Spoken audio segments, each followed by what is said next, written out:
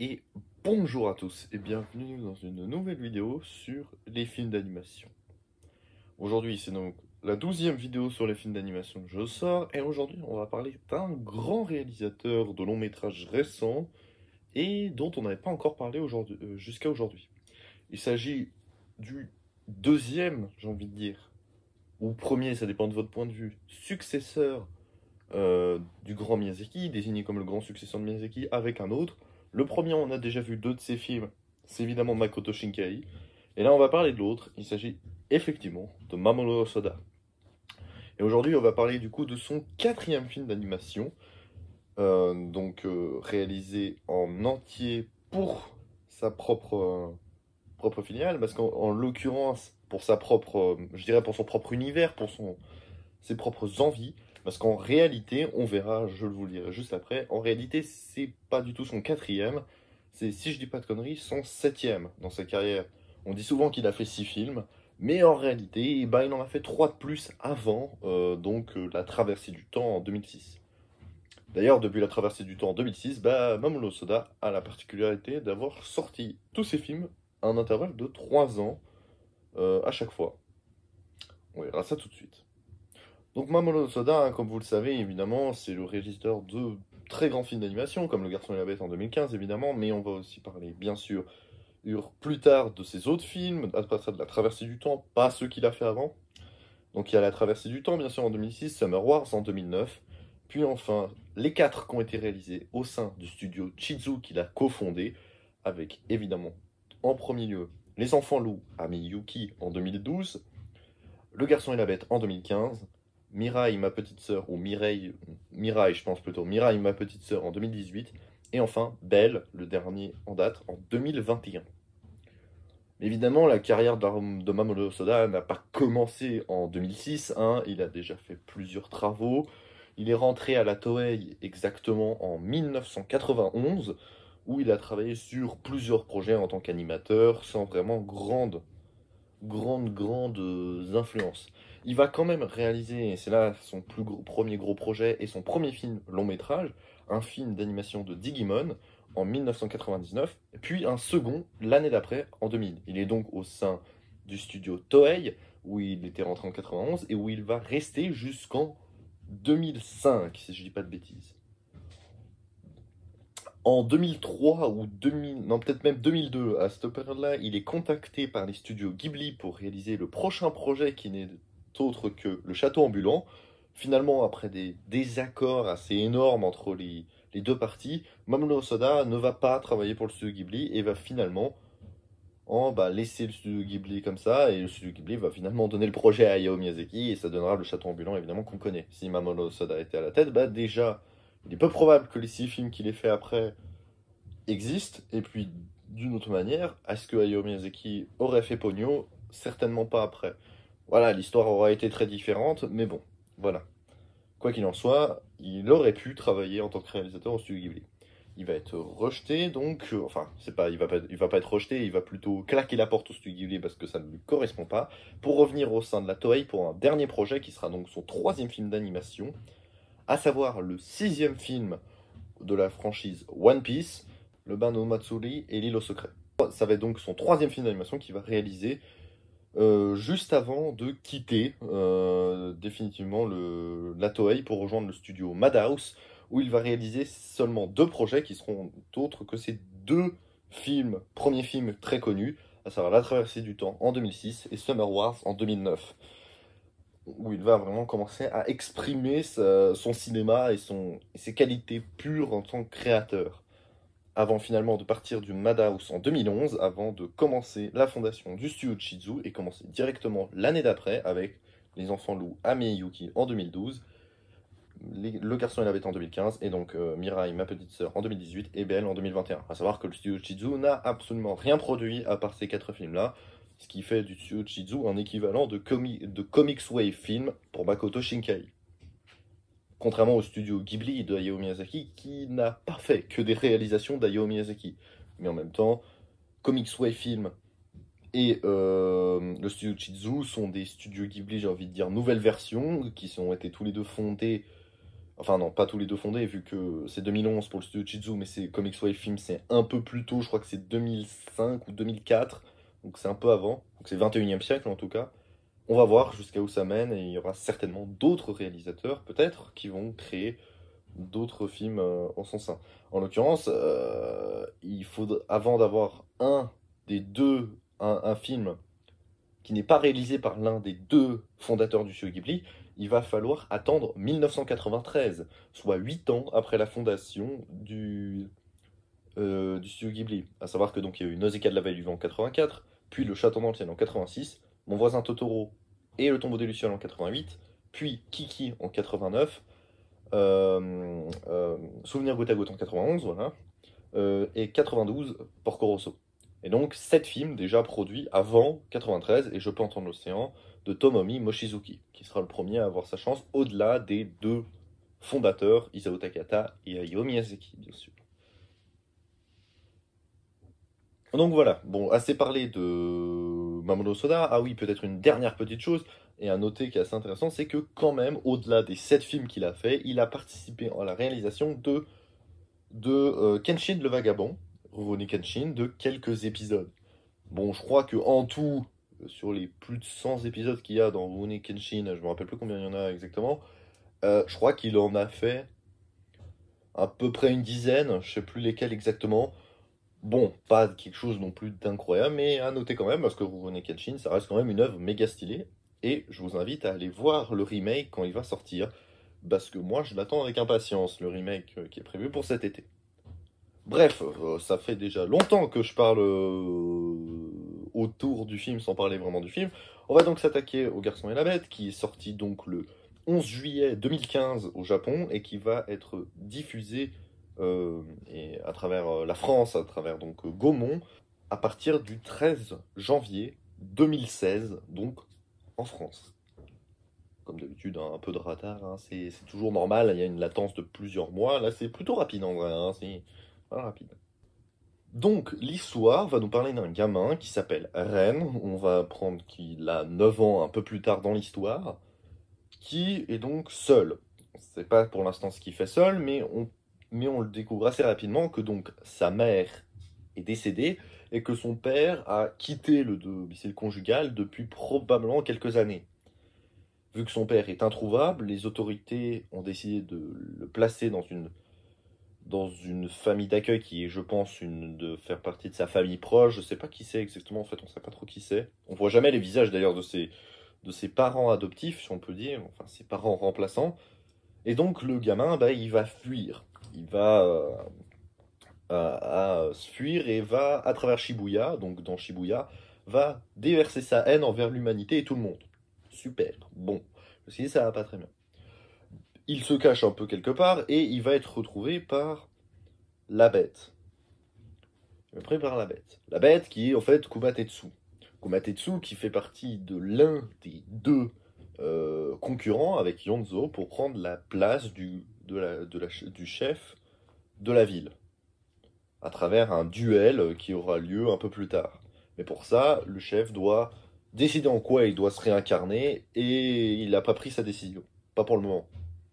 Kumatetsu n'a pas de popularité à travers pour les gens. Il n'a pas de disciples, il est un peu tête de mule, il n'y arrive à rien, contrairement à Yonzo qui est respecté, admiré, et qui a une horde de disciples derrière lui. Donc c'est vrai que l'opinion publique est plutôt du côté de Yonzo. Euh, Ça, on l'avait très vite compris, c'est posé directement comme base, même avant qu'on connaisse le personnage de Ren. Donc c'est dans l'introduction, je dirais, du film. Et donc, ce Kubatetsu va essayer de le convaincre de devenir son disciple. Il ne va pas accepter, il va le rejeter, et finalement, il va être emmené un petit peu par hasard, en suivant Kubatetsu, à travers une petite ruelle qui va l'amener vers le monde des bêtes. Et donc, c'est à ce moment-là qu'il va un peu paniquer et va se retrouver à se planquer un peu partout, et il va être ramassé par 3 gardes-loups, je crois, qui passaient par là, et il va être un peu secouru par un mec qui s'appelle donc Yakushobo. Yakushobo, c'est donc le mec avec la tête de cochon. Si vous ne voyez pas, je vous le dis comme ça. Et donc, il va se retrouver à Kubatetsu et ils vont commencer à s'entraîner et surtout beaucoup à s'engueuler. Ça va être quelque chose de très, très important dans le film. C'est que les deux, finalement, ils font que s'insulter tout le temps. Il y a beaucoup de termes assez crus, genre merdeux, demeuré ou débile, ou je sais plus comment ils utilisent, et des termes aussi un peu plus vulgaires, mais je me rappelle plus lesquels. Enfin bref, on sent bien vraiment cette ambiance, etc., entre deux têtes de pioche un peu qui se rencontrent, mais finalement qui s'aident beaucoup. Entre Kubatetsu qui va répondre à Ren à devenir un peu plus fort et un sabreur, et Ren qui va lui dire de se calmer, etc., et qui va finalement finir par le former après l'avoir vu en l'imitant. Il va réussir à lui apprendre des nouvelles techniques. Et donc, c'est un peu l'élève qui apprend au maître un peu plus tard dans le film.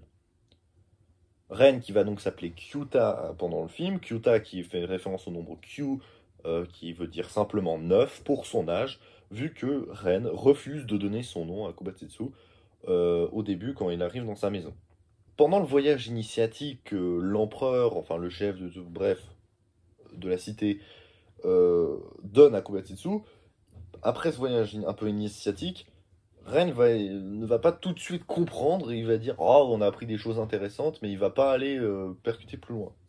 Là où Yakushobo, donc le mec avec les cochons, va lui dire que finalement, vous avez un peu tort tous les deux. Donc il fait référence à Kyuta, du coup, ou Ren, et puis Kubatetsu. Il va dire directement Kubatetsu, il a un peu raison sur le fait que tu dois apprendre par toi-même. Mais en même temps, il s'y prend mal, etc. Tu as raison aussi sur ce point. Et là, c'est peut-être le premier déclic pour le jeune Kyuta, Ren, qui va progresser et commencer à limiter à partir de là. Et du coup, l'histoire, elle va progresser. Elle va continuer dans ce sens-là, avec cette progression entre les deux, qui va durer pendant 8 ans, jusqu'aux 17 ans de Ren, où, après une énième dispute avec Kubatetsu, va décider de partir, et en le fuyant un peu, parce qu'il se court après, c'est souvent comme ça que ça se passe, il retrouve la fameuse petite ruelle du début, par hasard. Et il se retrouve de nouveau à Shibuya, et donc dans le monde des humains. C'est là qu'il va faire la rencontre de Kanade dans une bibliothèque parce qu'il n'arrive pas à lire en fait. Et c'est là que Kanade va devenir une amie très précieuse qui va l'aider à étudier. Et c'est à partir de ce moment-là que la double vie de Ren va commencer entre cette éducation et ce savoir qu'il a besoin, qu'il va apprendre grâce à Kanade, mais de l'autre côté, avec Kubatetsu, etc., pour devenir sabreur et tout ça. Et il va jongler entre les deux mondes pendant longtemps jusqu'à ne plus vraiment savoir qui elle est, à cause aussi, ou grâce, ça dépend, à son père, son véritable père, qui va finalement retrouver un peu par hasard dans la rue. Mais ça se passe pas très bien, et il lui en veut, et en même temps on peut le comprendre. Donc voilà, c'est un gamin solitaire qui s'est un peu débrouillé tout seul, même s'il y a Kubatetsu qui l'a élevé, et il y a un peu aussi ce questionnement dans le fond de ce film, qui sont les parents? C'est quoi un parent? Le parent, c'est celui qui t'a fait naître ou c'est celui qui s'est occupé de toi pendant ton enfance? C'est là toute la difficulté de la question. Mais c'est vrai que Ren a eu du mal au début à se séparer de sa mère, dont il était proche certainement, vu que c'était son seul parent. Vu que son père, il s'est barré, on ne sait pas vraiment quand ni pourquoi, enfin c'est assez complexe. Apparemment, les parents se sont séparés, hein. C'est pas lui qui s'est barré, mais apparemment, Ren était déjà né depuis quelques années à ce moment-là. Mais il n'a pas vraiment de souvenir avec son père. Mais forcément, son père, il est assez particulier parce qu'il s'effondre en pleurs, il a l'air de regretter, il a envie de rattraper le temps perdu, etc. Donc, Ren, il est un peu tiraillé entre ces deux mondes, ou directement, d'ailleurs, ce qui est assez fort, c'est que dès qu'il va rencontrer Kanade ou d'autres personnages à travers le monde des humains plus tard, quand il a 17 ans, il va tout de suite dire qu'il s'appelle Ren et pas Kyuta. Ça, c'est déjà un détail qui est très important. Ce qui montre qu'il ne s'est pas totalement assimilé au monde des bêtes. Il reste toujours un peu humain. Et ça pose problème. Pourquoi ça pose problème? Parce qu'il y a ce qu'on appelle les ténèbres dans le film, où les humains auraient cette part de ténèbres en eux, et c'est pour ça qu'ils seraient mauvais et pas ennemis dans le monde des bêtes. Et c'est pour ça que ça fait un peu peur, et que Yonzo le met en garde, même si Yonzo a recueilli lui-même son fils aîné, étant un humain. Bon, bref. Et d'ailleurs, ça va plutôt se mal finir pour ça. Mais finalement, tout ça, ça va faire ressurgir le côté sombre de Ren, et qui va, en fait, recommencer à haïr tout le monde comme c'était le cas à ses 9 ans, avant qu'il rentre dans le monde des bêtes. Donc finalement, il y a un rétropédalage, et il revient un peu sur des choses mauvaises qui le définissaient au début. D'ailleurs, le passage où il se voit tout en noir dans l'ombre d'une vitrine dans Shibuya, gosse, puis quelques secondes plus tard, il se voit lui-même, quand du coup il est adulte, il a 17-18 ans, presque adulte, il se voit maintenant avec cette taille, montre qu'il y a vraiment un retour en arrière entre ce qu'il était avant de rentrer au monde des bêtes et ce qu'il est maintenant après l'avoir quitté. Mais il l'a pas totalement quitté, on est d'accord, il fait un jonglage entre les deux à ce moment-là du film. Donc c'est assez particulier ce moment de glace et il est plein de sens. Finalement, le combat final entre Yonzo et Kobatsetsu va arriver. Et ça va swinger. Alors, Kobatsetsu, il y va direct offensif. Il n'y arrive pas et est mis au tapis assez rapidement. Mais, avec une engueulade de Kyuta qui était là, il lui dit de se relever, et il va trouver la motivation, et Kyuta va l'aider, va le guider, pour finalement triompher de Yonzo qui va être KO. Kobatsetsu gagne le combat. Sauf que ça va pas du tout plaire au fils aîné, c'est donc Ichiro Iko, il ne l'accepte pas. Et il l'envoie, grâce à ses pouvoirs télékinésiques, qui hic un sabre dans le Kobatsetsu. Ce qui va le blesser grièvement. Dans un accès de folie, Kyuta va quasiment le tuer, mais va être arrêté par le bracelet que Kanae lui avait offert. Il s'arrête définitivement et ne tue pas Ichiro Iko, qui va quand même disparaître dans les ténèbres, provisoirement, mais en fait il n'a pas vraiment disparu, il est juste passé du côté des humains. Et c'est donc là que Kyuta va décider d'aller dans le monde des humains pour l'arrêter. Malgré les mises en garde, il va quand même y aller et va l'affronter. Ichiro Iko va foutre un sacré bordel dans Shibuya, en faisant tout péter, en se transformant en baleine, ce qui fait évidemment référence à Moby Dick, qui avait été déjà mis en parallèle par Kaede au début de leur rencontre avec Ren, hein, du coup. Et donc les deux vont rester ensemble et vont du coup affronter Ichiro Iko ensemble. Le projet de Ren, c'est de l'aspirer et de se suicider avec son sabre pour l'emmener avec lui dans la mort. Mais grâce à Kobatsetsu, grâce à l'accord du chef de la ville, de pouvoir se réincarner directement en divinité, vu qu'il a gagné le combat et qu'il est le nouveau dirigeant, il peut se réincarner en divinité, et du coup, se réincarne en sabre, qui va être manié par le cœur de Ren, et qui va permettre de vaincre Ichiro Iko sans tuer Ichiro Iko, et ça va fonctionner. Et c'est comme ça que le film va un peu se conclure, puis après, bon, il y a évidemment une petite fête, on félicite Kaede et Ren / Kyuta pour leur courage, mais finalement, Ren va redevenir Ren pour retrouver son père, être proche de Kaede qui va probablement l'aider dans ses études, peut-être plus après, on ne sait pas. L'histoire s'arrête, et surtout revivre avec son père. Et là, j'ai envie de dire, là, tout est bien qui finit bien. Et puis, Kobatsetsu va vivre pour toujours dans le cœur de Kyuta. Donc ce film, il est intéressant sur plusieurs points. Déjà d'une, comme je l'ai dit avant, le rôle parent face à son enfant. Qui est-ce qui dirige? Celui qui le forme, celui qui lui apprend des choses, ou celui qui l'a fait naître? La question avec le vrai père de Rêve et Kobatsetsu, et puis même cette famille, etc., avec aussi Yakushobo, etc. Enfin voilà, avec ce groupe-là qu'il a vu grandir réellement depuis ses 9 ans jusqu'à ses 17 ans, c'est une question qui est intéressante. Et aussi avec les parts d'ombre qui suggèrent un peu le côté de la balance perpétuelle entre la gentillesse et la méchanceté de tout le monde en fait, et qui fait dire que pour vivre en bonne harmonie de la société, il faut faire pencher la balance du bon côté.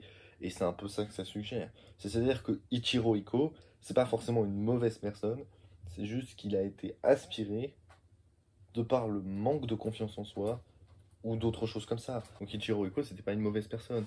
Et finalement, le fait qu'il se réveille un peu inconscient, sans avoir aucun souvenir de ce qui s'est passé dans son lit, dans le royaume des bêtes, avec ses parents et son frère, son petit frère, qui est donc avec lui. D'ailleurs, ce que je disais sur l'aspect des parents, ça vaut aussi pour la fraternité. Regardez le petit frère qui est un peu concon quand même des fois de Ichiro Iko, il a aussi cet aspect fraternel. Il va le dire directement au grand chef de la ville que c'est mon frère, quoi qu'il arrive. Donc voilà, c'est le lien, c'est l'affiliation depuis toujours. Et donc ça finit bien en fait pour tout le monde et c'est ça qui est chouette. Même si Kobatetsu est quand même mort dans cette affaire, même si c'est pu se réincarner dans une divinité qui sera toujours auprès de Ren. Donc ce film, valeur de la famille, valeur de la parenté, de la fraternité, et de la confiance en soi, de la recherche de soi-même. Des valeurs qu'on retrouve souvent, je dirais, dans les films de Miyazaki. C'est pour ça qu'on est aussi, on dit souvent hein, que Osoda et Shinkai, ce sont des univers qui ressemblent un peu à ceux de Miyazaki, mais ils ont leurs propres règles, un fonctionnement qui est différent. Et c'est pour ça qu'on ne peut pas crier à des copies, hein. Bien sûr que non, hein. C'est des œuvres exceptionnelles tout autant qu'elles sont, que ce soit les films de Miyazaki, d'Osoda ou Shinkai. Alors personnellement, ce film d'Osoda, je dirais pas que c'est mon préféré, mais c'est pas loin. En réalité, je le mettrais troisième. Si je devais classer les films j'allais dire de Shinkai, d'Osoda, je mettrais en numéro un Les Enfants Loa Miyuki et Mirai en deuxième, devant du coup Le Garçon et la Bête, puis Summer Wars, enfin Belle, et La Traversée du Temps en sixième. Je ne compte pas hein, ces trois premiers films avant. Mais malgré ça, La Traversée du Temps, je vous recommande aussi énormément de le voir. Hein, donc c'est pas un mauvais film, hein, bien au contraire. On est un peu dans le même cas de figure entre Miyazaki, Shinkai et Osoda, et d'autres aussi comme Satoshi Kon, ou Isao Takahata, ou encore peut-être même Ochi, ou encore d'autres, hein, comme Katabuchi, ou Yasushiro Yoshiura, ou d'autres encore comme ça. Est-ce que ces mecs-là ont fait des mauvais films? J'ai envie de vous dire non. Alors après, c'est pas tous des Miyazaki dans le sens où tous leurs films sont des légendes. C'est quand même que des bons films. Est-ce qu'on retiendra certains de ces films comme des futures légendes? Oui, je pense, quelques-uns, mais peut-être moins quand même que Shinkai. Je dirais quand même, moi je préfère un petit peu Shinkai à Osoda, j'avoue. Mais les deux sont des réalisateurs exceptionnels et ils n'ont pas fait de mauvais films. Et bien sûr que Le Garçon et la Bête, même si c'est pas mon préféré d'Osoda, c'est un super film qu'il faut voir. Et bien sûr qu'il est génial et que je l'adore. Parce que aussi, il y a beaucoup d'émotions aussi. Parce que, comme j'ai dit, la parenté, la fraternité, la confiance en soi, etc., l'amitié, toutes ces valeurs-là, c'est des choses qui nous touchent parce que c'est des choses humaines qui nous parlent. Parce qu'on a certainement connu des périodes de doute un peu similaires quand on était plus jeune. Enfin, moi, je suis un peu dans cette période-là encore, mais bon, bref. Peu importe moi. Mais la vie est comme ça, et c'est pour ça qu'on adore ces films-là. Rajouter un peu d'action, un bon scénario, etc. Bah voilà, on a tout ce qu'il faut. Le personnage de Ren est très bien travaillé, mais ressemble beaucoup à ce que est un être humain. Et c'est pour ça que ce film est génial. Et que je vous le recommande à 100%. Voilà. Je vais m'arrêter là pour cette vidéo qui va être très longue, je pense. Je vous dis à la semaine prochaine. Hein. On va terminer évidemment Conan, le fils du futur. Par contre, la vidéo dans 2 semaines, qui sera du coup sur un autre film d'animation, il y a moyen qu'elle sorte plutôt en début de semaine prochaine. Enfin, pas en début de semaine prochaine, mais en début de la semaine, voilà. Ce sera pas le week-end dans 2 semaines, ce sera plutôt au début de semaine dans 3 semaines, tu vois. Ce sera un peu plus tard. Parce que je serai en vacances, je serai pas chez moi, je serai pas ici, donc bon. Elle sortira avec un peu de retard. C'est pas très grave, j'ai envie de vous dire. Hein, bon, voilà. Elle sortira pas le week-end, du coup, parce que j'ai l'habitude de faire samedi ou dimanche, je me mets pas trop de pression sur les dates, j'avoue. Mais voilà. Donc je vous dis à la semaine prochaine, et à plus tout le monde.